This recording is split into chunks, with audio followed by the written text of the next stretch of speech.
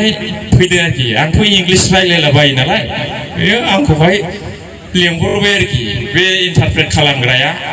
बांलायाव खालामगोन आरोखि आंथ' बांला रोङाना बै समाव इंलिस एसे एनै रोंलाबायगौ आरोखि दानिया बेयो बांला रोंग्रायाबो इंलिसखौ बारा रोंजोबा आरोखि दा आंनावहाय एसे सापर्ट लायो ओमफ्राय खोन्थानांगौ नालाय बे मिटिं फिसा फिसा जादों फिसासानो दानिया फरेनारा होनबाय आमेरिकाना गसाइगाव फैदों आरोखि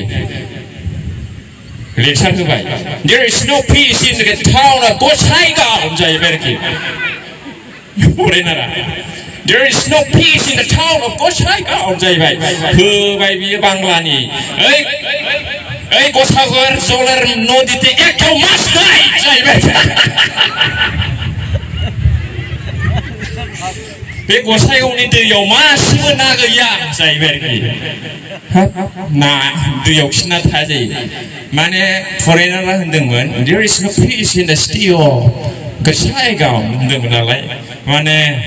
पिस बै सान्थिखौ होनदोंमोन आरोखि ओमफ्राय नासो बुजिबाय आरोखि बियो ओइ गसाइगाव जले एकटाव मास নাই मावना होबाय बिदि जायो ना सान्थि गैयाना जोंनाव दावराव जाबाय थायो नालाय बै समाव आरोखि बिदि होनदोंमोन दा थगायजों सानसिनदां टाइमाबो बारा गोबाव गैला दा अननाय आरो मोजां मोननाय आंनि न'खरनिफ्राय बयनिसिमबो जासिहरबाय हिनजाव लायाखैब्लाबो आंहाबो न'खर थायो नालाय लाथ'वाखै लासिगोन दा जिखुनु आं सानो बयबो मोजाङै दं औ बे मोजां इथा नदि देरो आलदा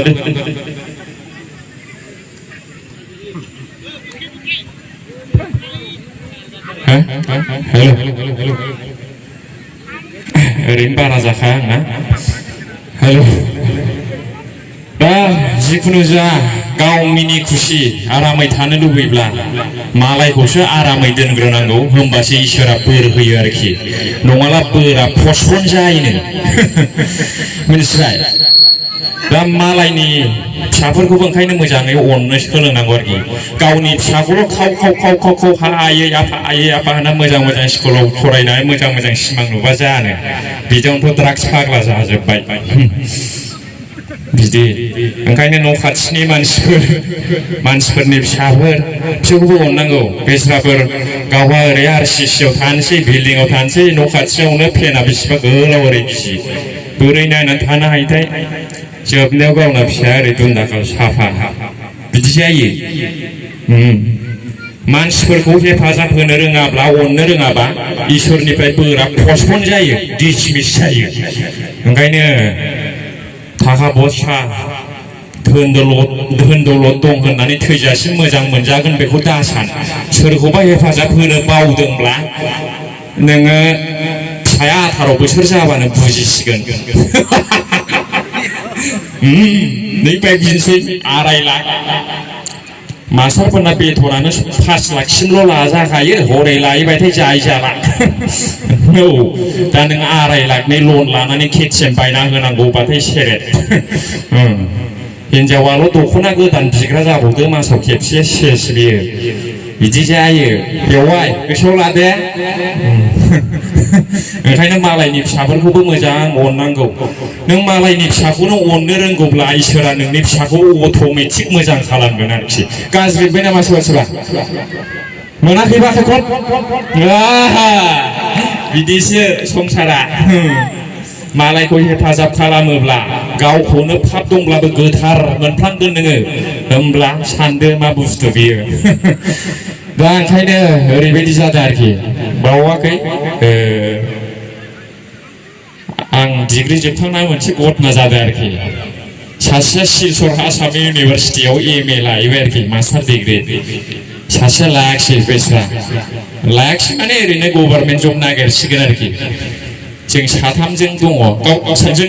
दङ माने गावसोर रायलायगासिनो दंखायो आरोखि सासेया एडमिसन लाहैबाय आसाम इउनिभारसिटियाव होबाय बिए फैबाय ग्रेजुवेटआ होनबाय आरोखि गावहा एम ए एडमिसन लायाखिसैलाय बिराद बखिबाय आरोखि है मा खालामनो सानखोरा नोंलाय एम ए लायो नालाय फाग्ला फाग्ला बिएड लाबावनांगौ नेट लाबावनांगौ पिएइचडि लाबावनांगौ बिराद जाम्बा जासिगोनलै नोङो बुरबक होननालायबाय आरोखि औ ग्रेजुवेट गाव एम ए लायाखिसै नालाय ग्रेजुवेटआ बिदि होनना रायबाय लोगोखा नालाय क्लास फ्रेन्ड साथामबो आंबो ओमफ्राय बेबो थाबावो एम ए लायैनाया उनावसो बुजिगोन नोङो बुरबक उनावसो बुजिगोन नोङो फस्थायगोन जाहैबाय नों मा खालामनो सानदों बि ए पासजोंल' मा खालामनो ग्रेजुवेटजोंल' मा खालामनो नोंलाय बुरबक होनबाय बेबो थाबावो इन्डियानि देरसिन एग्जाम UPSC खौनो आङो होनो हायोबा आंनि डिग्रिया मा खुलाखै जागोन बुरबक जाहैबाय आरोखि नंगौ नोंनायाबो ग्रेजुवेटजोंनो इन्डियानि देरसिन एग्जाम UPSC खौ होजायो गोग्गोम होबाय इन्डियानि देरसिन एग्जामखौ होनो हालायनाय आंबो मानसि जाबाय मा नांलायबावगौ जाहैबाय बेबो नागारा एम ए एडमिसन मोनबाय नालाय गोग्गोम दुगा जिबना नोंना अन्धकारसै जाहैबाय आरोखि नों जेबो गैला बेखार जासिगोन जाहैबाय एसेयावनो आंबोथ' फाग्ला दबना एसे नोंसोरलाय मा बखिलायबाय थायो आंहाथ' बिदिखौ सुखुवाना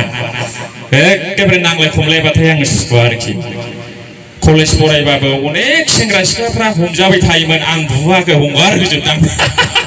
बिदि आं सुखुवा बिदिखौ होननानै बिदि आरोखि ओमफ्राय दाना बिराद दावराव जालायबाय बखिलायबाय आंनाथ' माथाया एसे बोरैबा जाबाय नोंसोरथ' सानैजों नांलायबाय थाखासिगोन आं नोंसिनाव मोनसे कुइसन सोंसै जाहैबाय जुदि बे आं सोंनाय कुइसनखौ नोंसोर 1 सेकेन्डनि गेजेरावनो एन्सार होनो हायोब्ला नोंसोरखौ स्मार्ट गोरों होननानै मानिगोन आं जाहैबाय आं सोंबाय खिन्थु 1 सेकेन्डनि गेजेरावनो सानैनि गेजेराव सासे एन्सार होनांगोन जाय एन्सारखौ होनो हाग्रोयो बेनो गोरों मानिगोन आं जाहैबाय आरोखि आं सोंनोसै दाना रायजोफोर सोंबाय आङो इन्डियाया भारतनि बबेजों होनबाय आरोखि श्री दाउबो बासिजोब्बाय आरोखि इन्डियाया भारतनि बबेजों होनबावबाय आं खनसे सिरि थाबाय आरोखि 2 सेकेन्ड थांबाय बेनो नोंसिनि गोरोङा जाहैबाय आरोखि सासेया मा होनब्रबाय बेथ' खोलाहासो थागोन जाहैबाय माने बै साउथ इन्डिया आरोखि गावनिबा तामिलनाडु इन्डियायाथ' भारतनि खोलाहासो थागोन जाहैबाय आरोखि टाइमाबो जोबखाबाय बिदि जायो ओंखायनो गावखौनो गोरों देखायनानै साननानै जेबो डेभेलप जाया हारिया जाथिया गोरोबलायनांगौ गियानखौ रानलायनांगौ आरोखि